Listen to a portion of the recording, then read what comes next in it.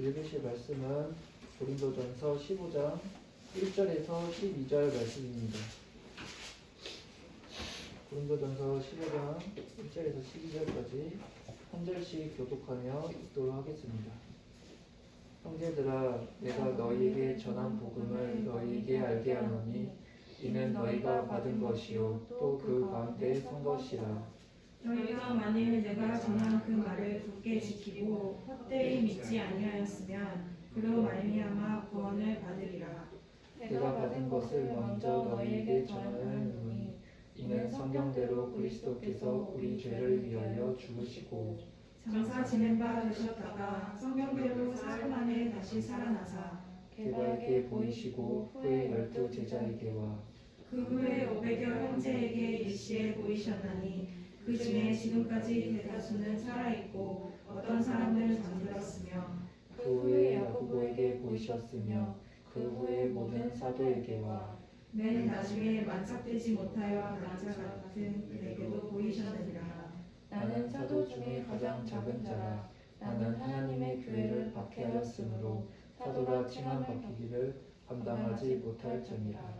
그러나 내가 받은 것은 하나님의 은혜로 된 것이니 내게 주신 그 은혜가 헛되지 아니하여 내가 모든 사도보다 더 많이 수고하였으나 내가 한 것이 아니요 오직 나와 함께 하신 하나님의 은혜라. 그러므로 나나 그들이나 이같이 전파하매 너희도 이같이 믿었느니라. 그리스도께서 죽은 자 가운데서 다시 살아나셨다 전파되었거늘 너희 중에서 어떤 사람들은 어찌하여 죽은 자 가운데서 부활이 없다 하느냐. 네. 아멘.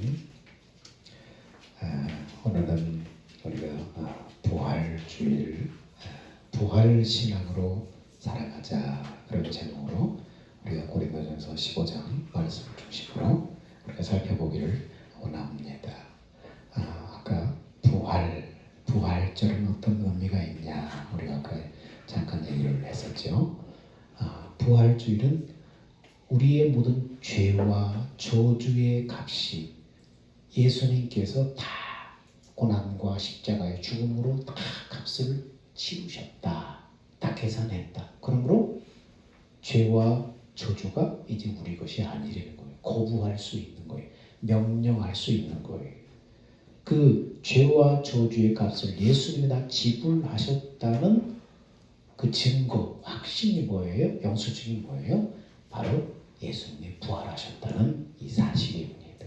그래서 마귀가 어떤 모습으로든 우리에게 그 죄값을 받으려고 도적질하고 죽이고 멸망시키도록 우리에게 유혹을 가할 수 없는 거예요. 우리가 그 사실을 믿지 못하면 마귀는 우리를 속이고 달려드는 거예요. 죄책감 속에 살게 하고 죄값을 지불하려고 하고 그러는 거예요. 그래서 뭔 일을 하면은 내가 죄를 많이 져서 그런 일을 당하는 거야. 죄인이기 때문에 그러는 거야. 스스로 자꾸 모르면 그렇게 움츠러드는 거예요. 그러나 우리가 회개하고 이미 모든 지옥가를 채는 예수님의 십자가의 대속가야 다 지불하셨다. 부활이 바로 그 증거다. 주인이 너 왜 돈 안 내? 물건가 가져갔잖아. 그러면 영수증 있잖아요. 그럼 뭐예요? 주인은 꼼짝 못하는 거예요. 이거 보세요. 영수증 가지고 있잖아요. 이거 환불해 주세요. 바꿔주세요. 영수증만 있으면 너를 큰 소리 칠 수 있는 거예요. 예수님이 나의 죄를 위해서 부활하셨잖아요. 예수님이 나를 위해서 부활하셨다. 죄병은 떠나가라. 저주는 떠나가라.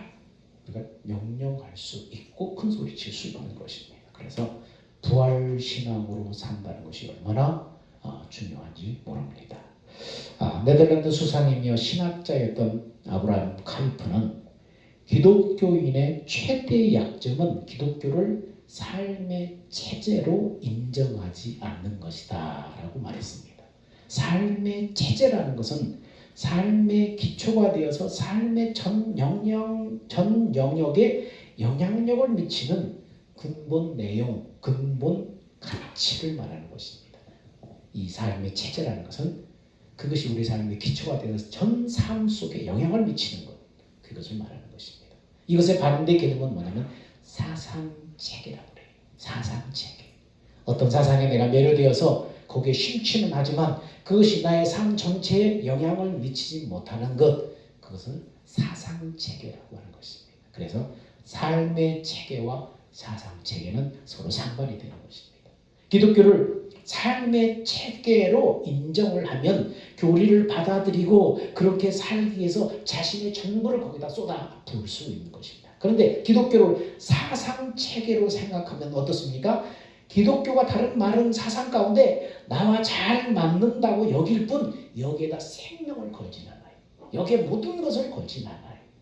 자, 이런 사람이 기독교를 사상 체계로 생각하는 사람이 이런 사람이 교회에 나오면 교회에 나오기는 하지만 신앙과 삶이 분리되어서 신앙은 삶의 일부분으로 축소가 되어버립니다. 하나님이 주인이 아니라 내가 주인이 되면서 진리가 나를 다스리는 것이 아니라 내가 진리를 취사 선택을 해서 내가 취하고 싶은 것을 취하고 나머지는 버리고 싶은 것을 버려버리는 것입니다. 이것은 올바른 신앙이 아닙니다. 여러분은 기독교는 여러분에게 있어서 사상 체계인가 삶의 체계인가 여러분 곰곰이 자신을 투영시켜 봐야 됩니다. 기독교가 나는 사상 체계인가 삶의 체계인가.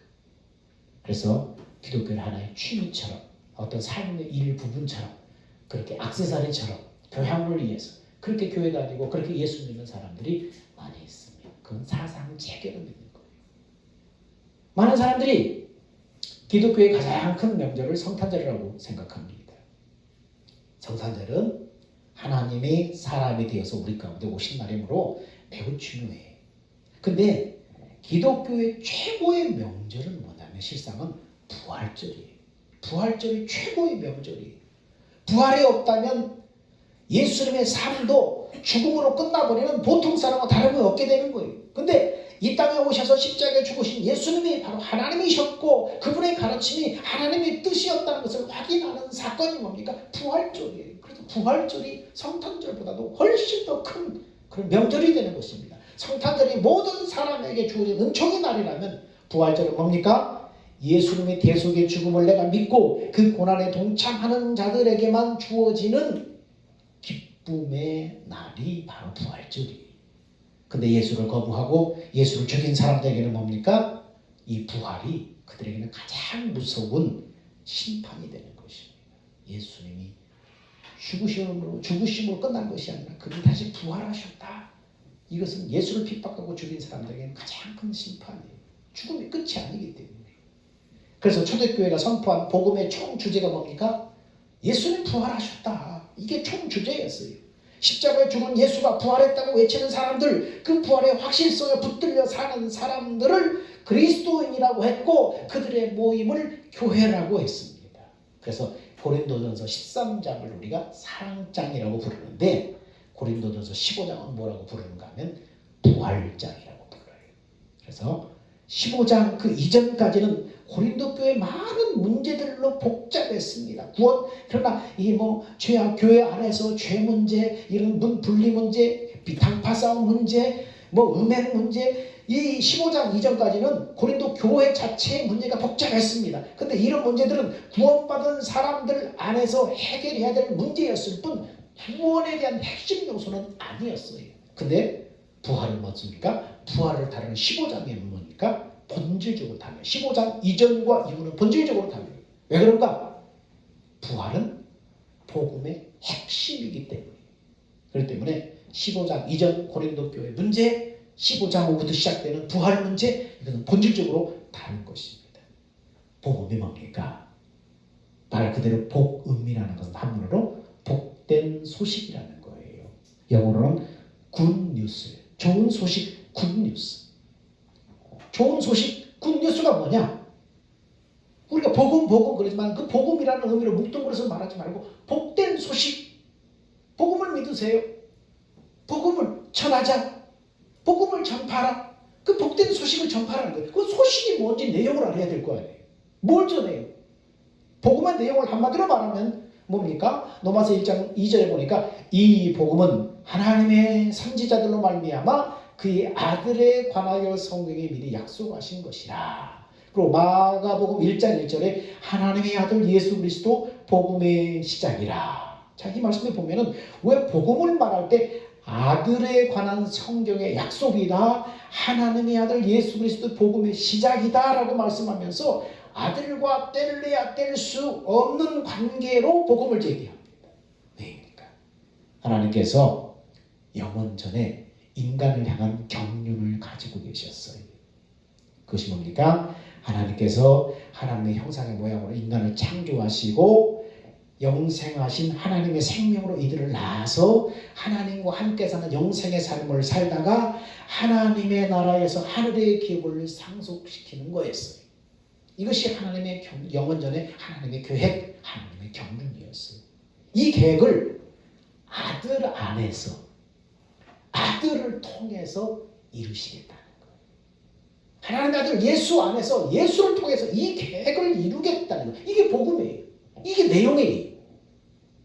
그래서 아들에 관한 성경의 약속이라고 말씀하면서 하나님의 아들 예수 그리스도의 복음이다 이렇게 말씀하는 거예요. 예수님이 곧 복음을 이루시는 거예요. 그럼 예수님이 바로 복음인 거예요. 복음의 내용에는 7가지를 인정해야 제대로 복음을 아는 것입니다. 7가지가 뭐냐? 그러니까 이단을 분별할 때 이 7가지를 가지고 이제 분별하는 것입니다. 복음에는 7가지 요소가 다 들어가야 되는데 이 7가지 요소는 첫 번째 예수님의 신성이에요. 예수는 하나님이시다. 두 번째는 뭡니까? 예수님의 인성. 예수는 하나님이셨지만 또 예수님은 인간이셨다. 예수님은 하나님이시면서 동시에 완벽한 인간이었어요. 세 번째는 삼위일체. 성부와 성자와 성령은 한 하나님이시다. 네 번째는 예수님은 죄 없는 동정녀에게서 탄생했다. 동정녀의 몸을 빌어서 탄생했다. 예수님은 결혼하지 않은 인간의 어떤 죄를 유전받지 않은 그 상태에서 남자와 결혼한 남자의 씨름을 하며 태어난 예수님이 아니라 처녀의 몸을 빌려서 성령으로 태어난 동정녀 탄생이시다.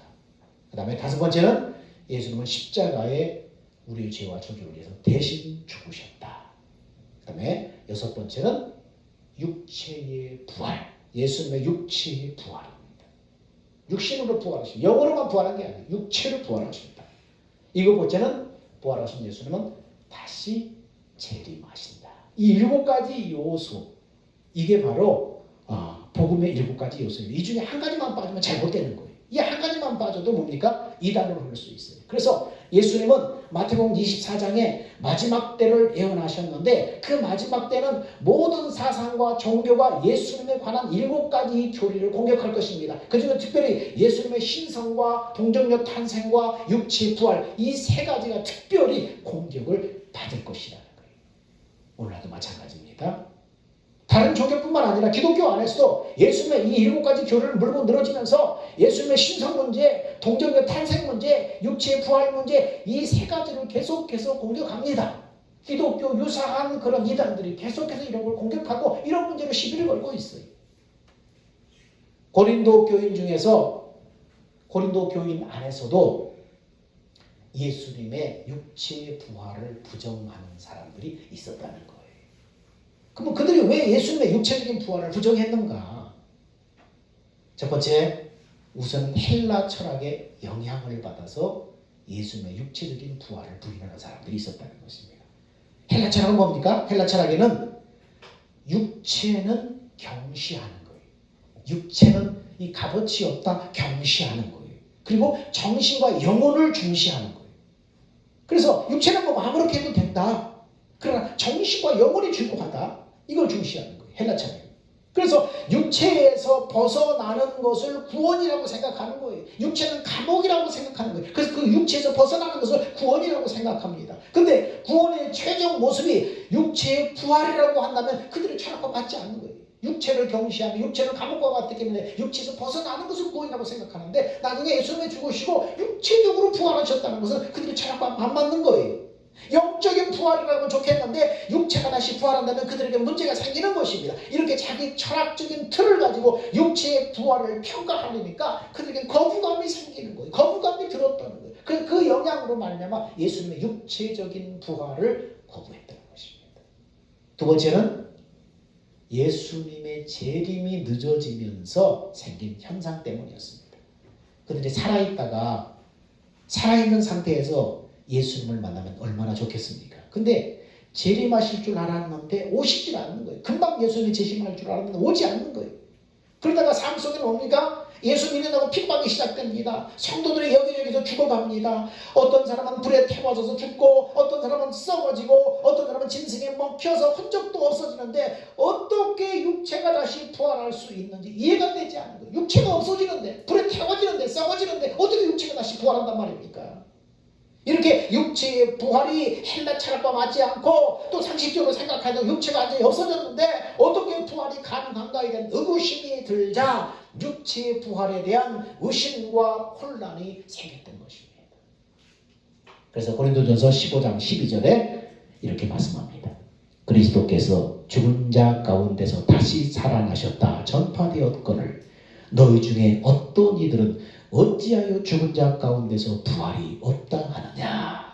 당시 상황을 이 한 구절에 요약하고 있습니다. 예수께서 죽은 자 가운데 부활했다고 하는데 너희는 어찌해서 예수님이 죽은 자 가운데 부활이 없다고 그러냐. 그래서 바울은 기독교 핵심인 부활에 대해서 고린도전서 15장 전체를 할애해서 자세하게 지금 설명을 하고 있는 것입니다. 고린도전서 15장 3절 4절에 이렇게 말합니다. 내가 받은 것을 먼저 너에게 전하였노니 이는 성경대로 그리스도께서 우리 죄를 위해 죽으시고 장사하시는 바 되었다가 성경대로 사흘 만에 다시 살아나사 이렇게 말씀합니다. 부활은 뭡니까? 어떻게 일어난 사건이라고요? 성경대로 일어난 사건이라는 성경에 예언한 대로 일어난 사건이라는 거예요. 십자가의 죽음과 부활은 성경에 예언된 것입니다. 타락해서 죄인이 되어버린 에덴 동산에서부터 어린 양 대신 예수님의 십자가 대속의 죽음과 부활을 통해서 인간을 구원하여 영생을 주시겠다고 약속하셨고 각 시대마다 족장과 선지자를 통해서 이 약속이 계속해서 선포되었습니다. 그래서 예수님은 성경의 약속대로 오셔서 우리 죄를 대속하여 십자가에 죽으시고 부활하셨다는 거예요. 성경대로 약속했고 그 성경의 약속대로 예수님이 오셔서 십자가에 죽으시고 부활하셨다는 거예요. 그러므로 부활은 성경대로 일어난 사건이다. 그러므로 우리 신앙이 바로 서려면 십자가와 부활을 바로 믿어야 돼요. 그래서 예수 그리스도를 바로 알고 성경을 제대로 이해하려면 그 부활의 빛 가운데서 조명을 해야만 바로 성경을 바로 이해하는 것이 되는 것입니다. 두 번째, 부활은 뭐냐? 첫 번째는 성경대로 일어난 사건이다. 두 번째는 뭡니까? 역사적인 사건이다. 역사가 뭐예요? 우리 삶의 살아가는 흔적이잖아요. 역사 속에 실제로 일어난 사건이 되는 거예요. 그래서 사도신경에 보면 예수님이 본디오 빌라도에게 고난을 받으사 이런 내용이 나옵니다. 여러분, 왜 여기서 빌라도가 등장해요? 사도신경에 왜 빌라도가 등장해요? 로마 시대에 빌라도 총독이 다스리던 그때 그곳이라는 구체적인 역사성 때문에 실제로 역사 속에 일어난 사건이라는 거예요. 십자가 부활은 인간의 창작품이 아니라는 거예요. 인간의 창작품이나 의미로 축소시킬 수 없는 내 인생 전체를 세워야 하는 진리, 분명한 객관적인 사건, 타협할 수 없는 신앙의 핵심이라는 거예요. 그래서 그렇게 말씀합니다. 부활은 십자가 사건은 역사 속에 일어나는 실제 사건이라는 걸 말하는 것입니다. 세 번째는 역사적인 사실이기 때문에 실제 목격자들이 많았다. 실제 사건이기 때문에 목격자들이 많았다. 그래서 고린도전서 15장 5절부터 8절에는 뭐가 나옵니까? 목격자들에도 쭉 나오는 거예요. 게바에게 보이시고 그 후에 12제자에게와 그 후에 500여 형제에게 일시에 보이셨나니 그 중에 지금까지 태반이나 살아있고 어떤 이는 잠들었으며 그 후에 야고보에게 보이셨고 그 후에 모든 사도에게와 맨 나중에 만삭되지 못한 자 같은 내게도 보이셨느니라 이렇게 말씀합니다. 고린도전서 기록 당시 부활의 목격자가 태반이가 살아있었다는 거예요. 그래서 얼마든지 증언을 할 수 있었다는 것입니다. 그래서 바울은 너희는 분명한 객관적인 사건에 있는 것이니 부활에 대한 여러 공격에 휩쓸리지 말아라. 그렇게 당부하고 있는 것입니다. 그들은 어떻게 그리스도인이 되었습니까? 고린도전서 15장 1절 3절에 형제들아 내가 너희에게 전한 복음을 너희에게 알게 하노니 이는 너희가 받은 것이요 그 가운데 선 것이라 너희가 만일 나의 전한 그 말을 굳게 지키고 헛되이 믿지 않았으면 이로 말미암아 구원을 얻으리라. 내가 받은 것을 먼저 너에게 전하였노니 이렇게 말합니다. 그들은 어떻게 그리스도인이 되었어요? 바울이 이 중요한 부활의 소식을 그들에게 전했다는 거예요. 내가 전한 복음을 너에게 알게 하노니. 바울이 전한 내용은 꾸며낸 얘기가 아니라 전달을 받은 것이에요. 바울도 전달을 받은 것이에요. 다시 말해서 예수의 부활은 교회가 만들어진 얘기가 아니라 객관적이고 역사적인 사건이라고 말합니다. 바울은 그 얘기를 받아서 전했고 고린도 교인들이 들었다는 거예요. 그들은 바울로부터 부활에 대한 소식을 듣고 받아들였습니다. 믿음은 뭡니까? 배우고 깨닫는 것이 아니라 듣고 받아들이는 거예요. 그래서 믿음이 생기는 거예요. 부활의 소식을 하나의 정보로 받아들이지 말고 머리가 아닌 가슴으로 받아들여야 된다는 거예요. 그 다음에 그들은 뭡니까? 바울에게 듣고 받은 다음에 그 가운데 섰다는 거예요. 그 가운데 든든히 섰다는 거예요. 진리에 굳게 서서 흔들리지 말아야 됩니다. 부활의 사실을 의심하고 부정하거나 흔들리면 안 되는 거예요. 말세가 되면 계속해서 이런 분들을 공격받을 거예요. 그 다음에 2절은 뭡니까? 굳게 지키고 헛되이 믿지 않으면 구원을 얻으리라. 이렇게 말씀합니다. 근데 더 중요한 것은 부활 사건이 예수님의 제자들을 완전히 변화시켰다는 거예요. 부활 사건을 자기들의 사건으로 받아들이고 이제는 예수를 위해서 목숨을 내놓는 사람들이 생겼다는 것입니다. 그리고 이 부활 소식이 퍼지고 퍼져서 나중에 누구까지 왔어요? 바울에게까지 전달됐어요. 그래서 15장 8절에 보니까 맨 나중에 만삭되지 못한 자 같은 내게도 보이셨느니라. 자기는 부족하다는 거예요. 자기는 침대기 같다는 거예요. 10달 채우지 못하고 나온 침대기 같다는 거예요. 근데 그렇게 못난 나에게도 바로 그 복음이 전달됐다. 이렇게 말하는 것입니다. 바울은 그 소식을 받아들이고 인생이 새로워졌습니다. 그래서 그것을 굳게 지키고 다른 사람들에게도 복음을 전하는 인생으로 바뀌었습니다. 부활의 소식이 전파되어서 나에게 왔고 죽은 자가 살아나는 그 엄청난 능력이 나에게 다가올 때 우리의 삶도 변화되는 거예요. 그것을 확신하는 사람, 믿는 사람, 받아들이는 사람도 삶이 변하는 것입니다. 부활의 생명력이 삶으로 나타나는 것을 부활의 권능이라고 합니다. 성경의 약속대로 예수 부활을 믿으면 부활의 생명력이 나의 삶에 나타나는 부활의 권능을 받게 돼요. 그래서 빌립보서 3장 10절 12절에 내가 그리스도와 그 부활의 권능과 그 고난에 참여함을 알려하여 구의 죽으심을 본받아 어찌하든지 죽은 자 가운데서 부활에 이르려 하노니 이렇게 바울이 적고 있는 것입니다. 여러분, 부활의 그 복음을 믿고 받아들인 사람, 확신하는 사람들, 그 가운데 선 사람들에게는 부활의 권능이 임해서 삶이 변하는 거예요. 삶의 표대가 변하는 거예요. 인생이 변해버리는 거예요. 세상에 화려하고 멋진 사람들이 많지만 영적으로 보면 좀비와 같이 겉은 살아있는데 속은 생명 없는 사람들이 얼마나 많은지 모릅니다. 영원한 생명의 관점에서 보면은 수많은 사람들이 아무 가치가 없는 인생에다가 자기 세계를 다 걸고 있어요. 화려함을 따라서 썩어진 육체를 탐닉하면서 정작 영원한 것에 대해서는 의식이 없습니다. 대단해 보이지만 그 속에서는 썩은 냄새가 진동합니다. 세상이 이 죽음을 극복할 힘이 없어서 세상은 몸부림치며 갈망합니다. 이 죽음을 맛보지 않으려고, 이 죽음을 벗어나려고, 이 죽음을 최대한 연장시키려고 세상은 갈망하고 몸부림칩니다. 이 죽음의 권세를 그들은 이길 수 없어요. 이 죽음의 권세를 능가하는 힘이 뭐냐? 부활의 권능이. 하나님은 부활의 권능을, 부활신앙을 가진 사람들에게 주십니다. 부활의 권능을 가진 사람은 죽음의 냄새가 나는 곳에 살면서 거기에 물들지 않고 그 속에서 생명의 냄새를 풍기며 살게 되는 거예요. 세상이 아무리 썩고 지동해도 삶의 현장 속에서 부활의 권능을 가진 사람, 이 부활의 소망을 가진 사람의 모습은 뭡니까? 모든 사람이 다 죽어있는데 그 중에 살아있는 한 사람, 모두가 다 거짓에 맞다고 하는데 한 사람은 손을 들고 아니요, 그것은 틀렸습니다, 그것은 진리가 아닙니다, 그렇게 살면 안 됩니다 라고 당당하게 말할 수 있는 사람, 부활의 권능을 가진 사람, 그렇게 사는 거예요. 세상이 다 가지기 때문에. 나는 부활을 믿기 때문에. 바울은 자기가 살아있는 힘, 자기가 가진 힘은 부활의 권능이라고 고백합니다. 성경의 약속대로 예수 부활을 믿는 우리는 부활의 권능을 소유한 사람들이에요. 십자가와 부활은 객관적인 사실일 뿐만 아니라 우리의 삶을 움직이는 가장 중요한 원동력입니다. 십자가와 부활을 통과하게 하는 참된 가치가 나옵니다. 기독교인의 생각이 세상 사람 생각과 다른 것은 이 문제를, 어떤 문제를 십자가와 부활의 빛으로 바라보느냐 그렇지 못하느냐의 차이인 것입니다. 여러분, 부활이 없다면 세상은 어떻게 될까요? 우리가 장차 부활하지 않는다면 세상은 어떻게 될까요? 왜 착해야 되고 왜 도덕적으로 살아야 되는가?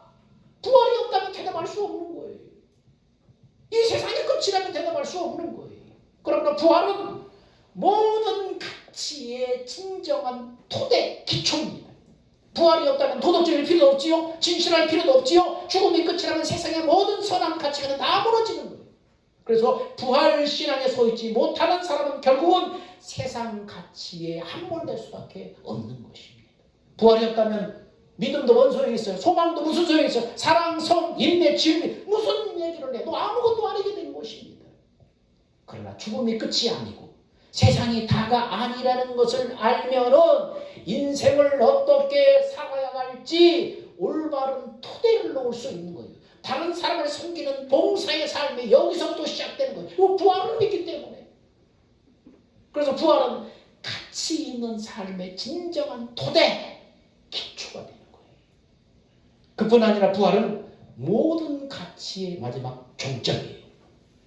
부활을 할 때 나의 미래를 알게 돼요. 다른 가치를 가지고 살 수 있어요. 역사의 궁극적인 의미와 목적을 알고 회복하게 돼요. 산다는 것이 뭐냐? 이 역사가 뭐냐? 세상이 뭐냐? 그 궁극적인 종점, 목적을 아는 거예요. 부활이 없다면 인생은 얼마나 공허합니까? 허무하겠습니까? 우리는 부활이 있기 때문에 어떤 경우에도 낙담하지 않고 주님을 향해서 믿음으로 걸어갈 수 있는 거예요. 세상에 붙들리지 않고 세상에 굽히지 않고 살아갈 수 있는 거예요. 세상에는 짧고 허무한 인생을 극복해 보려는 몸부림이 가득합니다. 그러나 부활의 권능을 가진 사람들은 절망하지 않아요. 그 속에서도 내 인생 마지막에 무덤으로 끝나는 것이 아님을 알기 때문에 죽음 앞에서도 영원한 생명을 바라볼 수 있고 하나님을 향해서 발걸음을 한 걸음 한 걸음 내디딜 수 있는 거예요. 부활의 소망이 있는 사람. 그러나 여러분, 부활을 전제로 십자가를 바라보고 오늘 내가 어떻게 하나님과 교회를 섬겨야 하는지를 생각하십시오. 주님께 나올 때 내 직분이나 어떤 업적을 가지고 나오지 말고 오직 십자가의 은혜를 받은 사람으로서 부활의 약속을 바라보고 하나님 앞에 나가는 여러분 되기를 축원합니다. 그래야 담대한 소망과 담대한 믿음을 회복하고 헌신의 삶을 살 수 있게 되는 것입니다. 사랑하는 여러분, 십자가와 부활 신앙에 굳게 서서 믿음으로 살아가시기를 주의 이름으로 축원드립니다. 기도합니다. 사랑과 은혜가 풍성하신 아버지 하나님, 은혜와 사랑을 감사합니다. 하나님, 부활이 없다면 우리의 소망은, 우리의 삶은 얼마나 허무합니까? 그러나 우리 주님께서는 우리의 죄를 대속하여 십자가에 죽으시고 사망 권세 깨뜨리고 부활하셨습니다. 주님처럼 우리도 다 부활한다고 성경은 약속하고 있습니다. 죽음이 무덤으로 끝나는 것이 아니라 우리에게는 부활이 있습니다. 그러므로 이 땅에서 어떻게 살아가야 될지를 하나님 분명히 알게 됩니다. 이 부활의 확신, 이 부활의 소망을 가지고 세상에 걸어가야 될 믿음의 토대를 놓는 사람들, 이 세상의 끝을 나는 사람으로 살게 하여 주옵소서. 우리의 생명 되신 예수님의 이름으로 기도하옵나이다. 아멘. 기도합시다. 우리 같이 기도하셔서 주님 다시 오실 때까지